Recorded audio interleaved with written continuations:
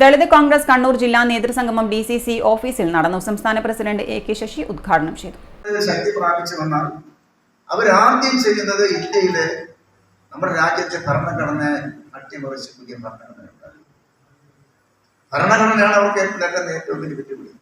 ഈ ഭരണഘടന വെച്ച് ഇന്ത്യ ഒരിക്കലും ഒരു ഹിന്ദുത്വ രാജ്യമാകാൻ കഴിയും. ഇന്ത്യയിൽ ഒരിക്കലും വർഗീയവാദികൾ കഴിഞ്ഞാടാൻ കഴിയില്ല. ഇന്ത്യയിൽ ഒരിക്കലും സമ്പന്നന്മാർക്ക് കോടീശ്വരന്മാർക്ക് ഇന്ത്യയെ അധീനപ്പെടുത്താൻ കഴിയില്ല. അത്രത്തോളം അതിശക്തമായിട്ടുള്ള രീതിയിലുള്ള നിയമങ്ങൾ കൊണ്ട് ചിട്ടപ്പെടുത്തിയ ഒരു മഹാഗ്രന്ഥമാണ്, ഇതിഹാസമാണ് നമ്മുടെ ഭരണഘടന. അപ്പോൾ ആ ഭരണഘടന ഇല്ലാതാക്കാൻ നമ്മൾ BJPയുടെ അജണ്ടയാണ്. പക്ഷെ അത് ഇന്ത്യയിലെ ജനങ്ങൾ തിരിച്ചറിഞ്ഞു.